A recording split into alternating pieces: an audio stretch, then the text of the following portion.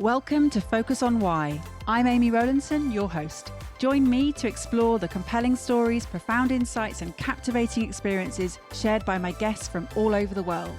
Focusing on the importance of why, these relatable, uplifting, and inspiring conversations will empower, motivate, and guide you to create your own purposeful way of life. Have a purpose, have a plan, focus on why. Before we dive in, are you considering creating a podcast, or are you already hosting one, but it's not producing the results you desire?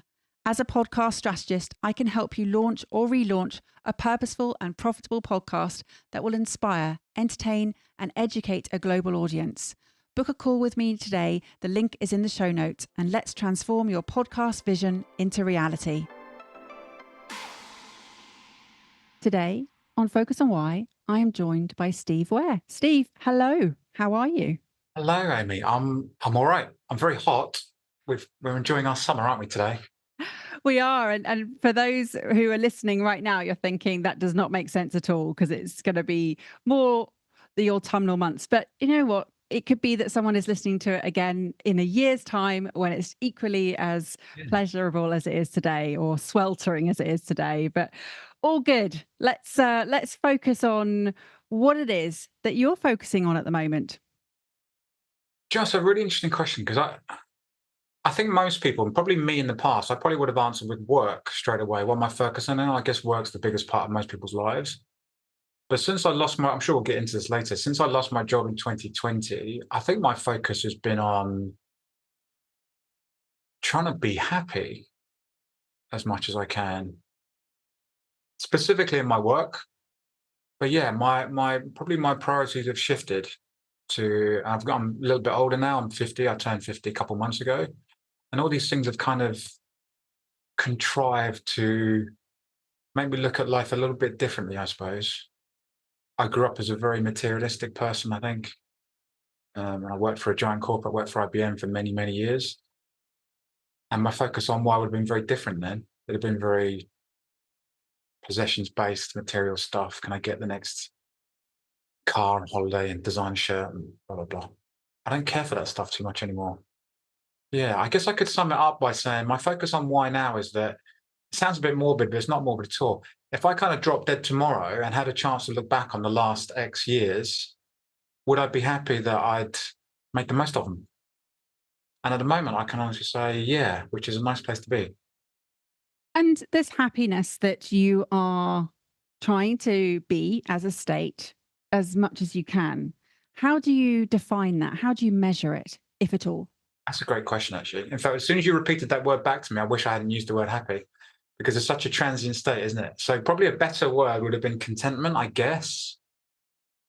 And contentment for me is being able to be still, at least have some sense of peace, of okayness with the world, whether everything's going brilliantly or whether everything's going badly in that moment. Because if you're chasing happiness, you're onto a loser, because it's going to come and go, right? And if when you study the most content people in the world, or what the mainstream media would label as the happiest people in the world, they're not running around in this joyfully, blissfully, beautiful, happy state, doing cartwheels and nothing ever goes wrong in their lives. They're more living in the moment. They're more present in their lives. And of course, good and bad things still happen to them, but they have a sense of steadiness and kind of willingness to go with it and accept it and surrender to it and still be okay with everything as it is. So yeah, let me take back that happiness word, Amy, and I'll swap it for contentment if I can. You can, and it's really interesting that you have, and that you've heard it back reflected when I use the word, because it does mean different things to different people, this sort of state of contentment of what it is that you are focusing on. And I hear this shift in what it is that you now value, having turned into another decade, and also the significance of what happened in the pandemic, losing your job, just the reevaluation of age, the reevaluation of who you are and what it is that you actually want. Do you think that it was as a result of losing the job, or do you think you would have gone through this process anyway? So I started to go through this process a few years prior to losing my job. So I burned 10 years before I left IBM, before they made me redundant, which was in 2020. So probably about 2010, maybe a little bit, a few years earlier than that, I burned out there. And my sleep went from fabulous to horrific. I dreaded bedtime. My anxiety levels went from kind of all right to just sky high all the time. And I needed something to try and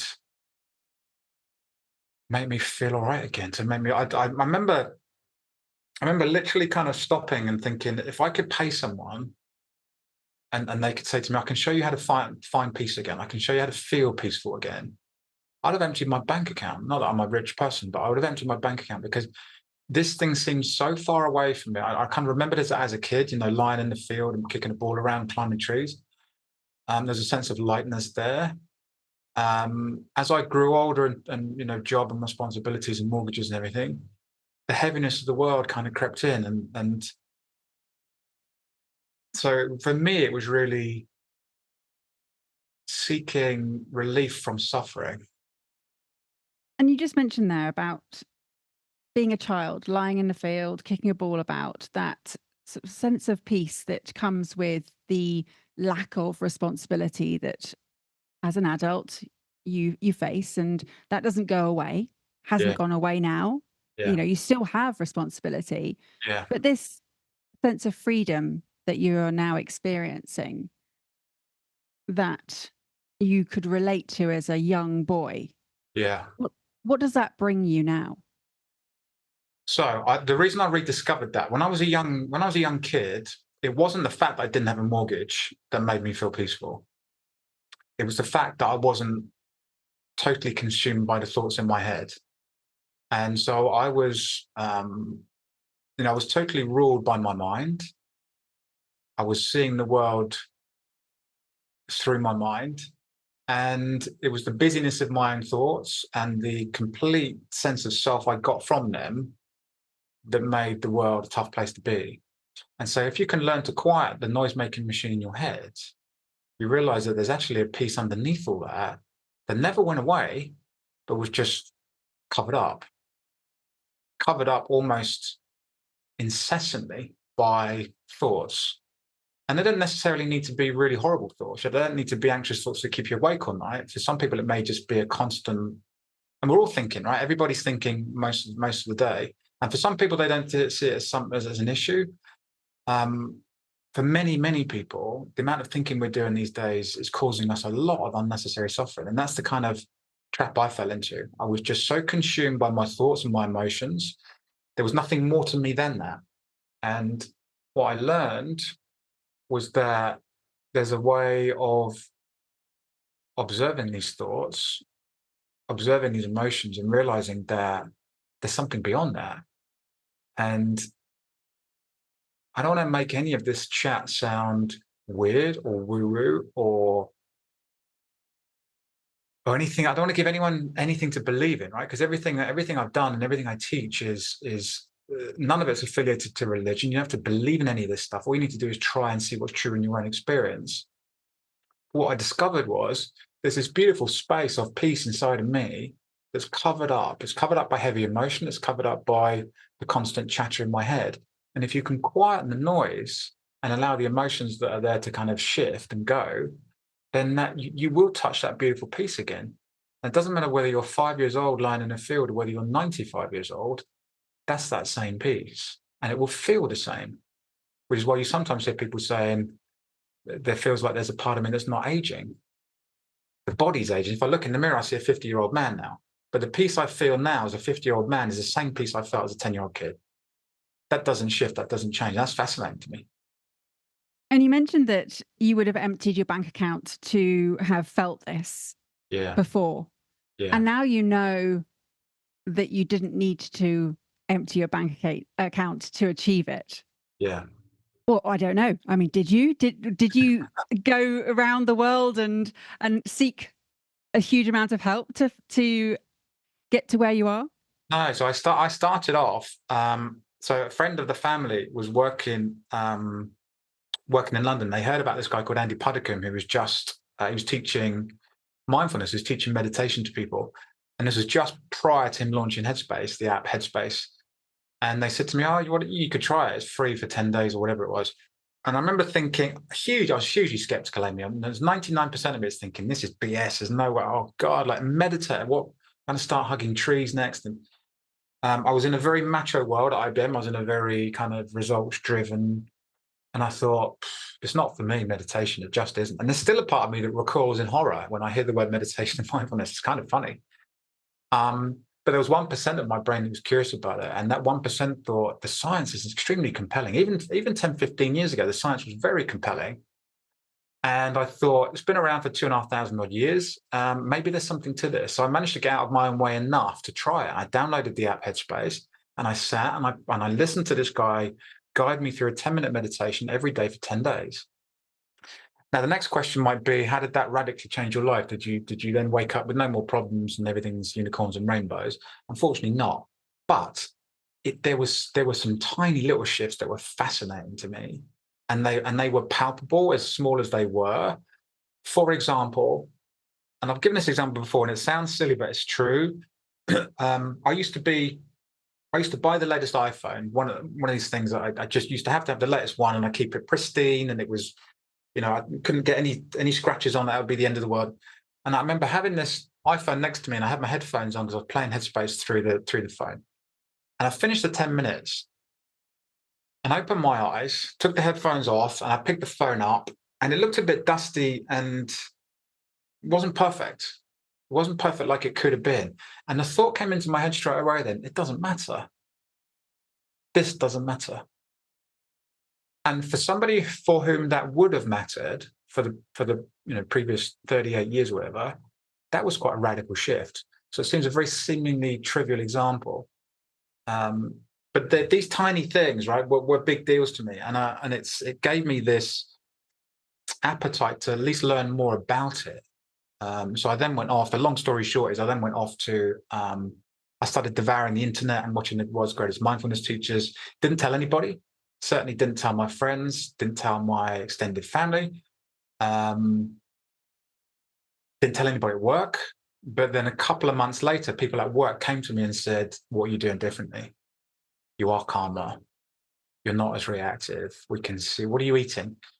And I said, "It's probably not what I'm eating. I've started practicing mindfulness." And they said to me, they begged me, "Can you teach us what you've learned? Because we need this stuff. We're as anxious as you are. We're as sleep deprived as you are. Can you teach us?" I had to politely decline that at that time, mainly because I knew enough about mindfulness to realize that you don't just teach it on after learning it yourself for a couple of weeks or months.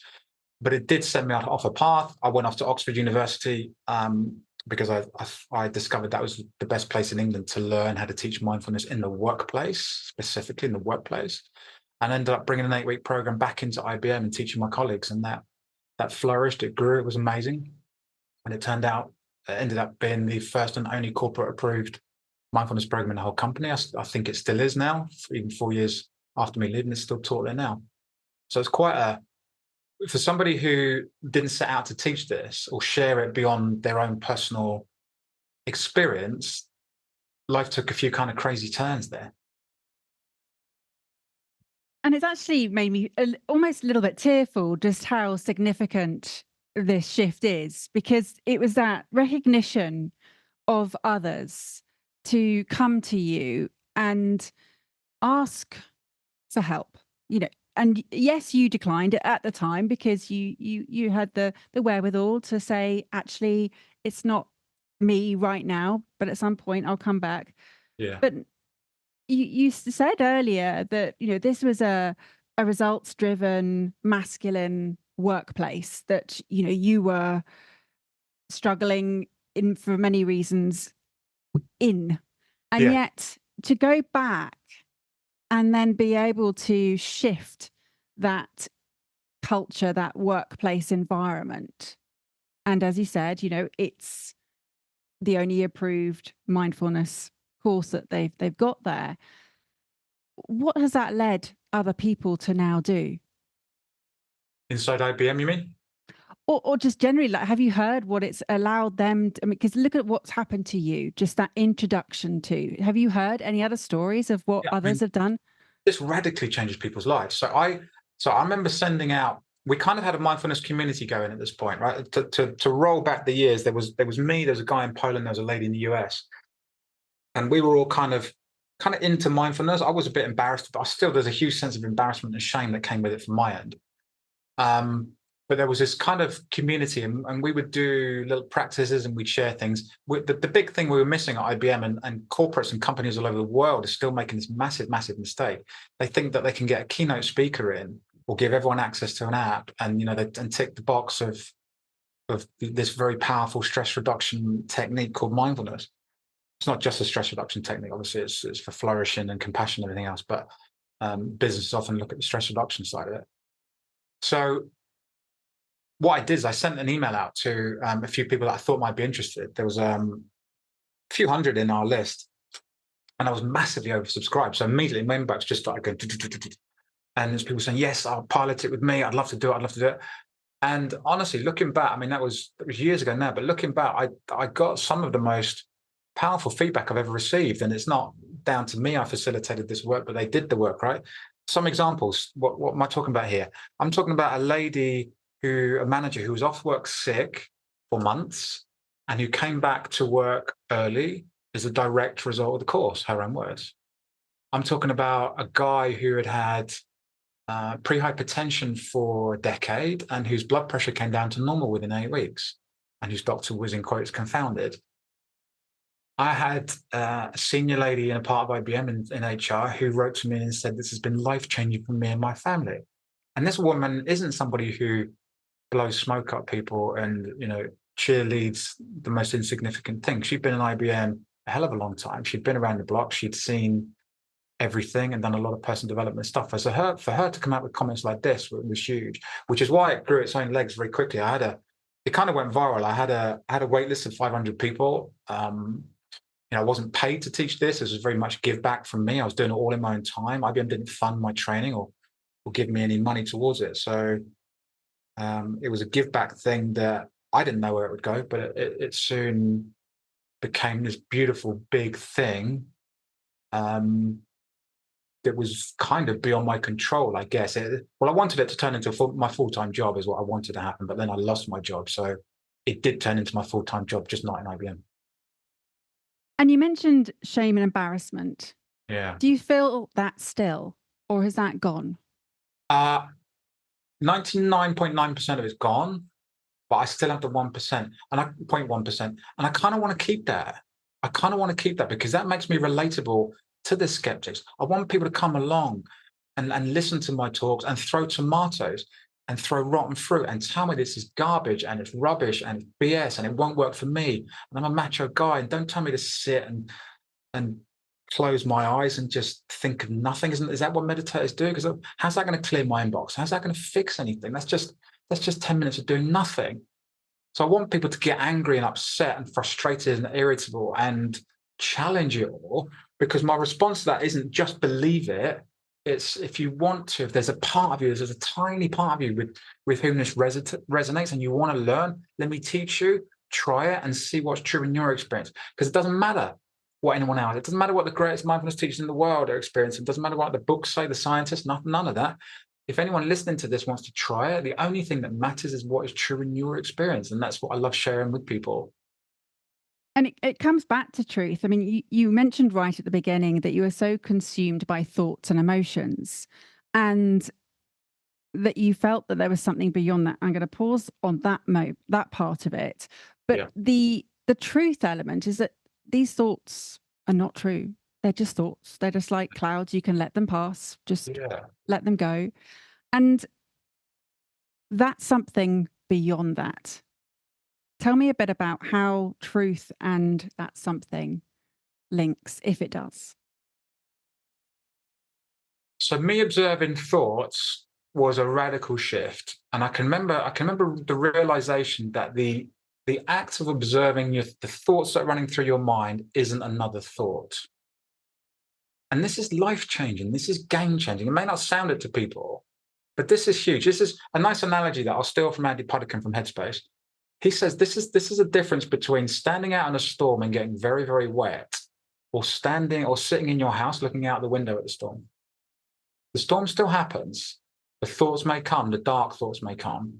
Somebody, people can get very offended like this. If you say sentences like, oh, just, observe, you've got the power to observe your thoughts, watch them come and go like clouds in the sky.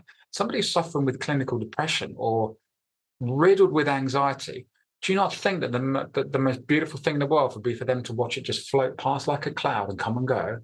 They would give their right arm for that. So I'm always very careful not to dumb this down. This is a huge challenge. It's the biggest challenge in the world. I forget which great philosopher said this. Something like all the problems of the world could be solved if I think he just said man could sit in an empty room and observe his thoughts for just an hour. I've completely paraphrased that. I've bodged an awful quote, but there's this thing, right? Most people aren't comfortable sitting with their own thoughts, observing their thoughts, because their minds take them to scary places. And for somebody who's at a real extreme of fear or sadness, you wouldn't want to sit with your thoughts. That seems very counterintuitive. But you can learn to be the observer of these things rather than be these things. And you start slowly and gently. And that radical shift in perspective is freedom from the world. It's freedom from the chains. It's why, some of the great meditations teacher, my favorite meditation teacher of all time is a guy called Eckhart Tolle, who wrote a book called The Power of Now and other books, A New Earth and loads of other great stuff. And he gets letters from people in jail who will not be released and who have found a peace sitting in their tiny jail cell that they're let out for an hour a day because they've realized that the peace is within them, it's not in the external world. And they can access that. In this present moment, anytime you access the present moment fully, you will not be thinking. And when you're not thinking about the past or worrying about the future, you're probably going to feel fairly peaceful. You're probably going to feel fairly at ease. The weight of the world is probably going to lift. Because I imagine most people in prison if I was in prison, I would be thinking, I'm never going to get out of here. This is awful. I can't bear another day of this. I can't believe it. You could get very lost in these future thoughts of never, never, never, never. Whereas if you come back to the present moment, I've picked a very extreme example about being in prison for the rest of your life, but coming back to the present moment, anybody who can access the present moment in prison, in the present moment, in this moment, what is happening for that person? They're sitting there, breathing. They're in a jail cell. They've got water. They've got food. They can come out for an hour a day. That's it. The story on top of that is the one that tortures you, not the reality of the present moment you're in that second. And anytime you can access that, and it's very hard. It's very, very hard if you're in an extreme situation like that. But anytime you really come into the present moment, people can probably think of more palatable examples than that. This sense of freedom and peace comes through. So there's a direct correlation between me and me not thinking, Amy, and me feeling great, me feeling peaceful. Every beautiful moment in my life, I think up to this moment, every beautiful moment, every moment that I really see beauty around me and notice it, every time I really feel peaceful inside, every time the weight of the world lifts from my shoulders, one thing's happened, my thinking mind stops, always. Maybe very briefly, but it stopped. And it's interesting that you use the example of a prison, because I've just written this book with my late grandfather, who was a prisoner of war, and he kept a journal for 5 years. And it's from that I interweave his story with my purposeful framework of how to create a life or create a purposeful way of life. And he knew that to try and escape through the wire was extremely perilous, the physical escape. Yeah. He learned how to escape mentally. Wow. And he knew that the only escape possible for him was in his mind. And this whole ability to become free, and you mentioned the freedom from the chains, this freedom that you can experience, and it's the same for Viktor Frankl, who also spoke of his time in the concentration camp in Man's Search for Meaning, is this ability to have this escape from everything in the present moment. And it is the last of freedoms that we have. Yeah, it's the ultimate freedom, right? Yeah. Yeah. I mean, when I watch Eckhart Tolle, and I watch him all the time, he will say to somebody, "What problem do you have now, right now? Not in 5 seconds time, even not 2 seconds time. In this moment, do you have a problem right now? Now, you may have a huge challenge, and if you have a challenge, you've got two choices. You can either do something about it if you can. If there's nothing you can do, you have to surrender and just accept that. That's how life is. But most of the problem, 90% of my problems, are caused by my thoughts, and it's regretting the past or anticipating a future that's scary. So if you can, we're not talking about completely losing this, right? We're not talking about being Zen monks where we live in the present moment so completely. Um, we're just talking about getting a bit better at it. That's all I ever want from people I work with. Just try and get a little bit better at where you are. We're not trying to achieve enlightenment here. And there's a contradiction in that sentence anyway. Achieving and enlightenment don't go together. But we're not aspiring for anything here. We're just trying to practice and see what happens and judge it in the longer term. And do you think that's where some of the skeptical element is, that in essence, people want to be great at it straight away? They want the immediate results. Yeah, they do. And social media promises this in every other aspect, right? Can you remember those abs machines? I don't know if they still sell them. Those things where you give yourself an electric shock and then you look like a model 5 minutes later, right? We all want the silver bullet. We all want an immediate fix. We all want to give our money over and someone else do it for us.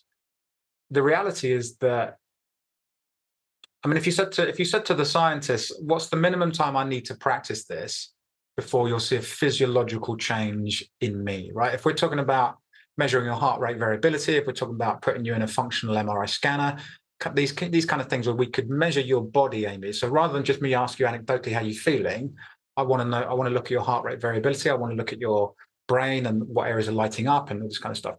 They would say to you, I would like you to meditate for about 10 minutes a day for 8 weeks.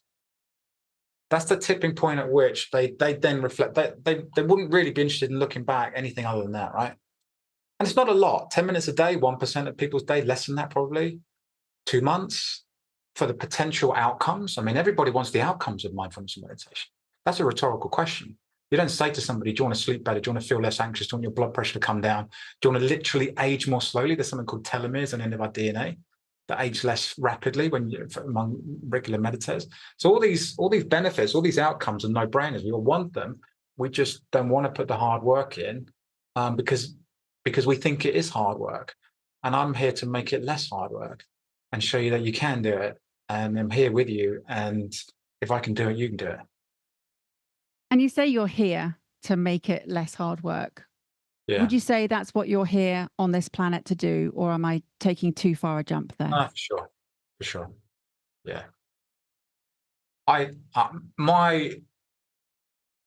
Something weird happened to me. Actually, I wasn't going to mention this, but I put it on. I did put it as a post out today. So I'm working with a person.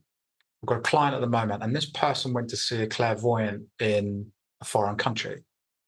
Now, preface this by saying I'm not a, in quotes, believer of clairvoyance. I don't have any experience of it, but if I don't believe in meditation, right, clairvoyance is a step too far for me. So my base point for that is to probably fear it, I guess, to some level or not, but at least not believe in it, right? So this person I'm working with, they went to clairvoyant, and the clairvoyant said some things to them, some personal stuff to them to kind of show that this wasn't just made up. And one of the things that they said to this person was, you're working with a guy called Steve who's been helping you. Now, that blew my mind. That completely blew my mind. And so my mind immediately goes to, okay, well, how can you explain this away? Well, the internet exists. Maybe they saw you post. Well, I'm not connected to this person in any social media. I've only used LinkedIn as my only social media. I don't use anything else. I've never tagged this person in a post. They've never tagged me. They're too busy for social media. They don't post. This was in a foreign country, like I say. They didn't give this clairvoyant any information as far as they told me. And to randomly pick my name out of a hat, Steve, who's helping you, I mean, that's got to be 1,000,000 to 1 shot, right? So to come back to your question, is this your life's purpose? Yeah, it is. And the more I get out of my own way, the better. The less I think about this stuff and try and overanalyze it and understand it with my pathetic little human brain, the better. So my work now is about getting out of my own way and helping other people get out of their own way and seeing what happens. And like I said earlier, Amy, that doesn't require belief. It doesn't require faith. It doesn't require clairvoyance. It doesn't require any of that. I just use that as one example. Everything I do is very kind of scientifically proven, evidence-based. And you are your own laboratory. That's what I say to people, right? Forget the experiments. You're your own laboratory. If we work together, let's see what it does for you. But yeah, it's not a step too far at all. It's interesting because you said that everything you do is scientifically proven and evidence-based. Yeah, And yet there's also this potential fear of clairvoyance, of like how. yeah, And it is that unknown that we yeah. want to have evidence for. We want to understand things, because if we can't understand them, then we fear them, or we don't want to believe them, or we don't take them as being the truth. Do you need the proof? Do you need to have this scientifically proven and evidence backed? I did. I did to get me started, and a lot of men needed to get them started. So I'll share as much or a little on the science as people want, and we can look at the double-blind, peer-reviewed scientific studies, right? And they're going up exponentially. There's more and more released every year, but only to get people really to a point where they try it. I think because you've got to throw the science away at a certain point. Right? It doesn't belief does nothing. I can believe in fitness, doesn't make me fit. I can believe in mindfulness, doesn't make me more peaceful. So buying a book or buying a course, but without actually doing it, without actually embodying and really, truly taking this on board. And as you say, 10 minutes a day to unlock the results that you have indicated that has happened for you with some of the clients. So they've returned back to work, that it's been life-changing for them and their family, that they have confounded their doctor with their blood pressure coming down back to normal, their hypertension levels. It is astounding. And you say it's work. Yes, it is work, but 10 minutes, I know that that's an option of how long you could do. 1 minute. It doesn't matter the time frame here. It's just the regular practice of the self discovery, the understanding of self-care essentially here. Yeah, and there's two bits to it, right? Because I've worked with some very, very busy people, very, very in quote successful people. If success means lots of money and lots of businesses and no time to do anything. And the first thing a lot of people say to me in giant corporates is, Steve, this is great, but do you know what? I don't have time for this. I've got 2 kids. I'm looking after my elderly parent. I can't remember the last time I took a lunch break. I have to eat my lunch at my desk. But please don't tell me to try and find half an hour a day, because I don't have time for it. Now, I never take them down the debate of, well, if I'm speaking personally, you're going to speak from personal experience, right? If I say to somebody, I don't have time for this, if you're a I don't know, if you're a personal trainer, I come to you and I say, I want to get fitter. And you say, Steve, you've got to give me 45 minutes a day. I say, hey, I don't have time, 45 minutes a day. What I'm actually saying is 45 minutes a day to give to this isn't a priority enough for me right now. Otherwise, I just get up 45 minutes earlier, or I take it off. I look at everything else in my life. What am I watching TV? Am I scrolling social media? So I could always find 10 minutes in my day. And it's a genuine lie to myself to say I couldn't. However, for people that, and that's easy for me to say that maybe in my life situation, for people that are completely frazzled and their diaries are jam-packed and everything else, probably the biggest thing I teach people is this: there's nothing in a formal meditation practice that you can't do in the rest of your day. So you can take the beautiful, powerful elements of meditation, you can apply them to the rest of your life. What does that mean? That means that you can quiet your mind. You don't have to sit and put your headphones on and listen to a guided meditation to do that. As brilliant as that is, and as much as I encourage people to do that, because it's kind of like your gym workout, right? That's going into a controlled environment, doing the repetitions, and building this skill of awareness, building this muscle. So you become more used to placing your attention somewhere other than thinking. It becomes a more normal, natural thing to do. But then you've got to apply it to the real world, because it's no good. Let's say you had 10 minutes of bliss in the morning. Let's say you're working with me, Amy, and you said, Steve, from 7 to 10 a.m., I meditate, and it's the most beautiful moment of my day, and it's serene, and it's good. Not that every meditation is serene, but let's just play with this. So you say, it's amazing, it's beautiful, I have 10 minutes. And then 10 minutes later, you log on, and you've got an email from your boss, and you've got this demand from here, and then the kids are screaming, and then your dog's not well, and suddenly you're just back into stress, and the blood pressure's back up. Those 10 minutes, as nice as they are, they're not going to bleed through to the rest of your day. So we need to make this, we need to make people or show people that there are ways of continuing this, to continuing to drop little moments of mindfulness confetti into their day to top their levels up, so to speak. And that means you could achieve the same things you're doing in a meditation when you're sipping your coffee in the morning, when you're in the shower washing your hair, when you're putting the bins out, when you're walking up a flight of stairs, when you're commuting and you get stuck at a red light. There are ways of quietening your mind if you learn them, no matter what you're doing. And so that's what I'd say to, and that's what I have said to some of the most busy people I've ever worked with. We need to find moments in your day. You're going to get stuck at a red light. Doesn't matter if you travel around the limousine. Limousine has to stop at a red light, right? Everyone stops for that. Can it stop your mind? Yeah, it can. You've got to make a deliberate action to do it. So for me, it's not about, and for a lot of people, it's not necessarily about doing different things. It's about doing things differently. It's about leading their life differently rather than adding more things in. Because if we make mindfulness or meditation something else to add to their to-do list, well, guess what? They haven't finished the top 5 on their to-do list anyway. You know, they're trying to work less and get to the gym more and drink less and eat better. And so to ask them to pump mindfulness to the top, unless they're really suffering and they're strongly motivated by that, it's never, ever going to make it. So we need to be realistic. We need to work with people where they are. We need to give them practical ways of embedding this in their life, no matter how busy it is and how badly their diary is kind of jammed. And that is the whole paradox here, is that people say they're too busy. Let's call that it's not a priority right now. When they understand just how much it unlocks, it becomes more of a priority. And therefore it is, I love that expression of dropping the mindfulness confetti during the day. It's a beautiful description because it really does give you this understanding of how it can be sprinkled, how it doesn't have to be, as you alluded to earlier, the big storm that we're feeling and in, or feel like we're in. We can actually just step back and see this as a separate thing. And let's make this real for people, right? It's summer in the UK here, but let's give a summer and a winter example. So summer, a moment of mindfulness in your day today might be you stop recording this, Amy.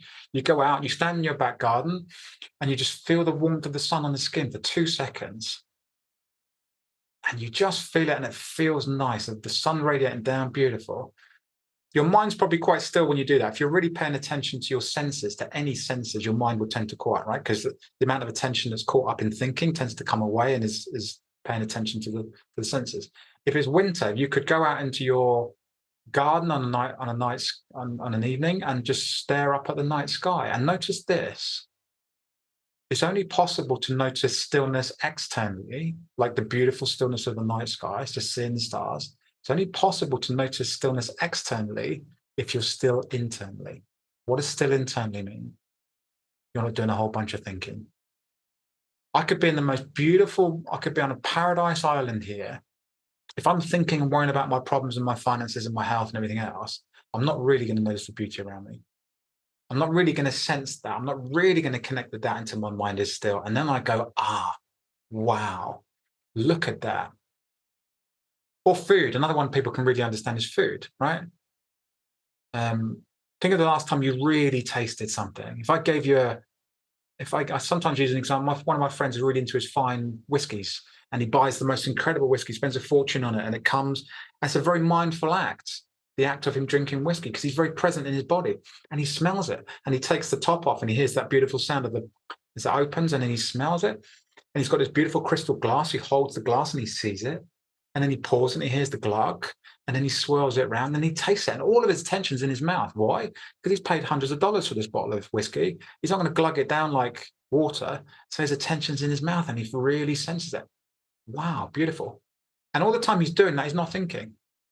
There's no thinking. You can't think and really be present and notice that. Sports people would call it flow. Speak to any sports person, male or female, who has struggled outside of sport, and there are many of them, with drugs, with drinking, with gambling, choose your poison. They'll all tell you one thing. The one time they felt peaceful in their lives is when they're playing the sport. Because you can't play sport, especially at a world-class level or a very good level. You cannot think and be on a sports pitch. You cannot think and ski and stay on your feet. You cannot think and play in the Premier League. Someone will come and take the ball from you. Performance is in the present moment. I had a great interview with Novak Djokovic, just before the Wimbledon final this year, and he said, I have to be in the present moment for every point. If I'm thinking about the last point, if I'm thinking about the next point, my performance is gone immediately. Immediately, he knows that. The last point is gone, the next point isn't here yet. So you're actually escaping to a reality that doesn't even exist, other than as a concept in your head. The only thing that truly exists is this moment right now. And sports people realize that. We realize that. We just don't realize it consciously enough, which is what I help people to do. And it comes right back to what you've mentioned a couple of times, which is the surrender and acceptance piece. Yeah. And just being with what is right now in the moment. There's a great book by Byron Katie called Loving What Is, and I'm sure you know it. Yeah. It really is a very powerful understanding.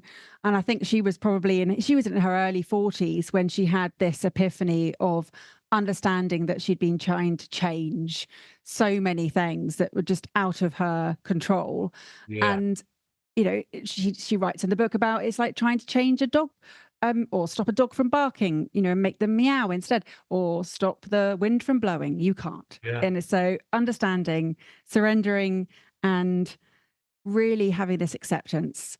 And people need to understand what we mean by surrendering here, Amy. So we're not saying turn into a doormat. We're not saying let life beat you up all day, every day. Somebody comes up into the street and punch you in your face and you go, oh, Steve and Amy said I need to surrender to that. So I surrender to that, and then they hit you again, and then they take your wallet. And then surrendering is about saying, it's just accepting that the reality of this moment is as it is, and then seeing what your choices are from there. So in this moment, it's either raining or it's not. And to argue with it if it is raining would be futile and crazy, right? All we're saying is, in this moment, can you accept this has happened or is happening right now? And if you can change it and you want to change it, please do. Don't be a doormat to life. Don't surrender. It's not some passive giving up. This is a very powerful thing of saying, this is how the world is right now. This is how my reality is right now. Starting from there, that's all. That's your starting point. Totally agree. And thank you for clarifying. It is all about that you have a choice in how you respond. And that is so key in everything, responsibility and your response. Yes.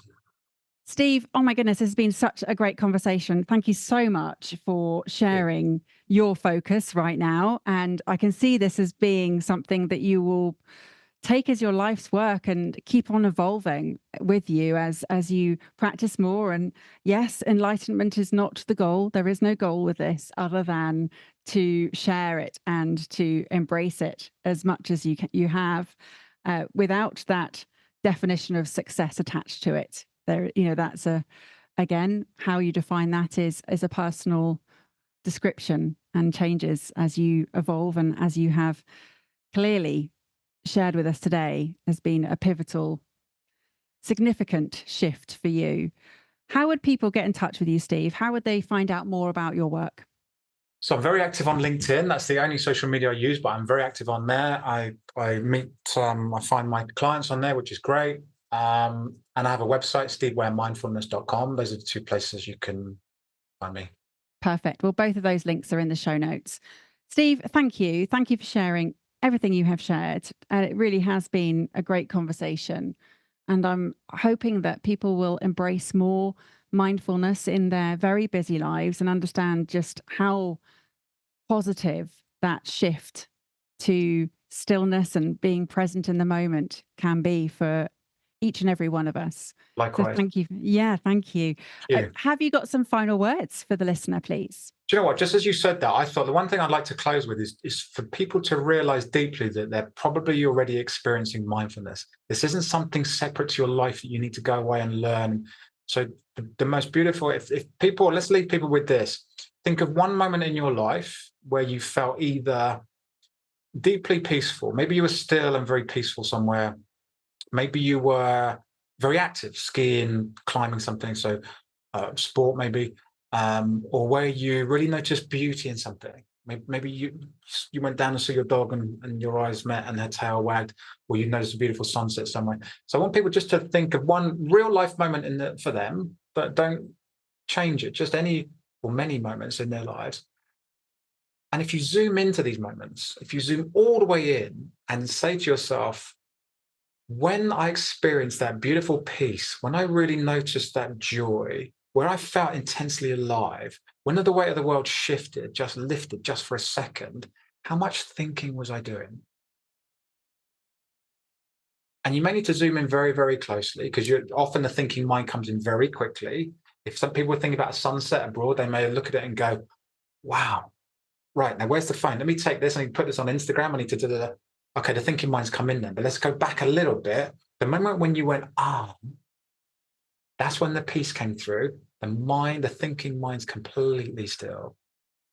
So I'd love people to leave from this, get from this, that the most beautiful moments in their life are moments of mindfulness, if you want to use that term mindfulness. So if you want more of them, it's possible. If people may be coming back from holidays, listening to this and thinking, God, I've got to wait till next summer before I can feel relaxed again. You don't need to wait till next summer. You can start to find these even in the chaos of central London. What value have you gained from tuning into Focus on Why today? What are your reflections with actions? I'd love to hear your thoughts. Please leave a review on Apple Podcasts or via LinkedIn and share how Focus on Why has made a difference to you. Your feedback not only will inspire others, but will help them to discover how Focus on Why has created powerful ripple effects. Let's continue the conversation. Connect with me on LinkedIn, Instagram, Facebook or X, join the Focus on Why Facebook group, and sign up for my weekly newsletter, Friday Focus, to keep in touch. All the links are in the show notes. Have a purpose, have a plan, focus on why.